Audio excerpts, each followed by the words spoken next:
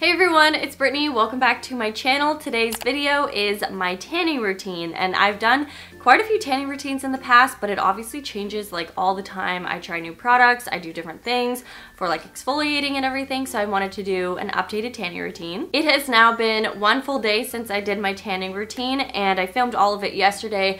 I like to wait like a full day because I feel like that's what the true color is going to look like after you shower it off and everything. I've actually had 2 showers since I did the actual self-tanner, and this is basically what I ended up with. It's a super natural looking tan. I love the color of it, and it's not too over the top. Like, it still looks realistic. If you're new to my channel, make sure you subscribe by hitting that subscribe button below this video, and if you want, you can also hit the little bell if you're already subscribed to be notified every single time I upload, but it's totally up to you. So if you want to see my sunless tanning routine, then just keep watching.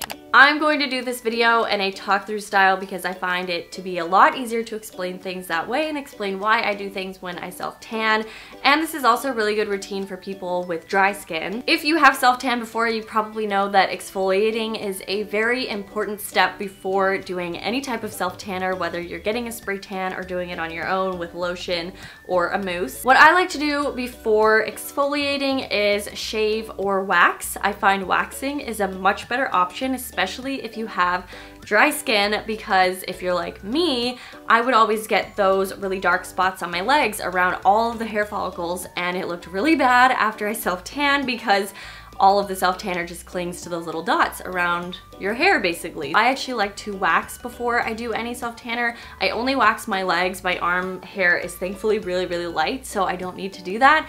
But waxing is really great, especially if you do get those little like dark spots all around your legs. Definitely try it out. But moving on, after you either shave or wax, you definitely need to exfoliate. So I would do this a couple days after getting waxed, obviously, because your skin could be really sensitive. But my favorite exfoliator for exfoliating my skin before I self-tan is from the Body Shop. I use the French grape seed exfoliating scrub. I think that's what it's called. I will obviously have a clip playing right now so you guys can see exactly what it is. But I do exfoliate most of my body, but I focus most of the exfoliating in the scrub on my elbows because I have extremely dry elbows. So I just make sure that I exfoliate really well around those areas. I also make sure to exfoliate my wrist because your wrist area is usually where you get a lot of the really dark spots because your hands do tend to be pretty dry, as well as around your knuckles. So I just exfoliate the entire top of my hands, my knuckles, and my wrists. And then of course I exfoliate my knees as well because knees are another area where you can definitely get some darker spots from self-tanning because it's usually pretty dry. So definitely exfoliate well around your knees and on your feet. So anywhere around like your toes, your ankles, any area like maybe the top of your foot that might be a little bit dry, just to make sure you get as much like dead rough skin off as possible. You can also use things like exfoliating gloves. Loving Tan has a tan removing and skin polishing glove that you can use to get your tan off, as well as actually exfoliating your skin. I've used them all the time. They work perfectly fine, and I just kind of go back and forth between what I use. So once I'm done with my shower and exfoliating, I will go ahead and use a really thick moisturizing cream on the areas of my body that tend to be a little bit more dry. This will basically act as a barrier cream, and barrier creams don't completely block the absorption of the self-tanner into your skin. It just kind of prevents it all from going in. So if you have really dry patches of skin, just make sure that it's very moisturized.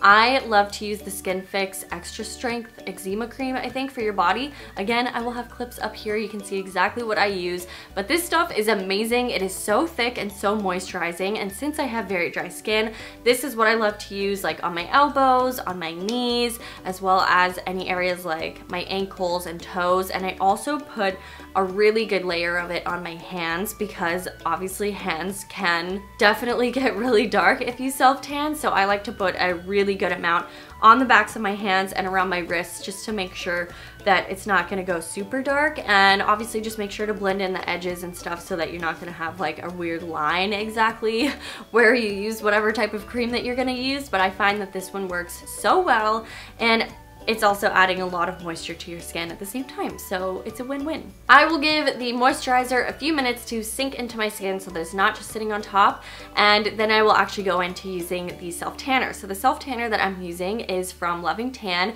This is the 2-Hour Express Tanning Mousse in the shade Dark. I believe I have never used an Express Tanning Mousse before. I had been wanting to try out the 2-Hour one. I tried the other like regular mousses in the past and I loved them so much. They give a perfect color, and I love the dark one. I think the dark one is my favorite because it gives a really pretty natural looking tan that's actually noticeable. So basically I do about 2 to 3 pumps per limb. Usually on my legs I do like 3-ish, maybe 3.5, and then for each arm I do only like 2. It's kind of all that I really need. And for the rest of my body, like my chest, I'll maybe do like 1.5 pumps, and then for my back I'll do 2, and for my stomach I'll do 1, and just kind of make sure everything is blended well. I always do this in like circular motions. I kind of like lay the self-tanner down on my skin first just to get all of it off of the mitt, and then I start blending. I just keep blending until everything looks even and I have a nice layer of the tan everywhere. Obviously just make sure that you're not missing any big chunks because that's obviously not going to tan. So maybe do like a little 360 in the mirror or something just to make sure that you get like all the parts on the backs of your legs or your back or something. And also if you have trouble tanning your back, Loving Tan has this easy to reach back applicator, which I actually haven't used yet because I don't really have an issue with reaching my back. I don't know, maybe my arms just move weird or something, but I've heard people love this, so I'm glad to have it in case one day I'm just like lazy and would rather like blend it in with this, but it is super convenient to have. They sent me a bunch of these things to try out, and like I said, I've already tried out their regular tanning mousses and I'm obsessed with them, but it was really nice of them to like send over some like cool tools and stuff. But anyways, I make sure to go very, very sparingly on the dry areas of my skin. I don't usually ever directly put self-tanner on like my elbows, my knees, or my hands. I always take the excess of whatever is left on the mitt after doing like an arm, then I will go on to one of my hands and just kind of pat the applicator onto the back of my hands. I make sure that I kind of claw my hand a little bit so that I can get into the little spaces between my fingers so that they aren't super pale. That's kind of what gives away a fake tan, is when you have like weird lines that look unnatural for a tan. So make sure that you are paying attention to little areas like that that maybe you wouldn't think of before. And I also make sure to do the same thing around my wrist. I don't bring the self-tanner too close to my wrist just so that I can use the excess to kind of blend everything in closer to my hand so that it looks a little bit more natural. If you happen to get any self-tanner on the palms of your hands, you can always just wash your hands or just rinse them under water. Or if you're afraid to do that, you can just take a makeup remover wipe and just wipe everything off of the palm of your hands and it should be totally fine. And since I am using the 2-Hour Express, I only had to wait 2 hours before rinsing it off.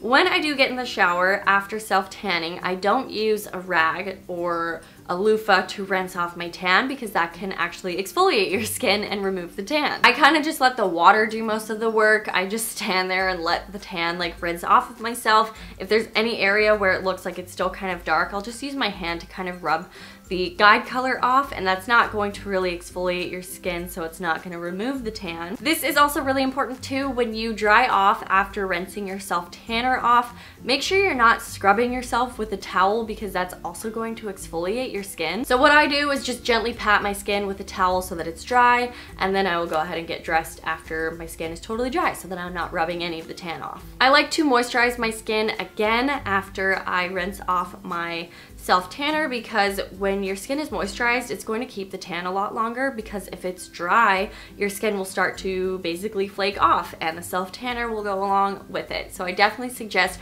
moisturizing your entire body. Use something super light. It doesn't have to be thick or oily because the oil can also remove it. So just make sure it's a light body moisturizer that you can use everywhere. And I think that is it for my self-tanning routine. It's so easy, super simple, and it's really fast, especially with the 2-Hour Express Tanning Mousse. That stuff is amazing. So I hope you guys enjoyed this quick tanning routine video. I like to do updated ones throughout the year or every like year or so because mine changes a lot, and every time I find something that works better for me, just for making sure I get a really nice looking even tan, then I want to share it with you guys. So hopefully you enjoyed it. If you you did, please give it a thumbs up and let me know in the comments below if you guys have any spring or summer video requests, because I will obviously be filming a bunch of summer videos soon. And I hope you guys are having an amazing day. Thanks so much for watching this video, and I will see you guys in my next one. Bye!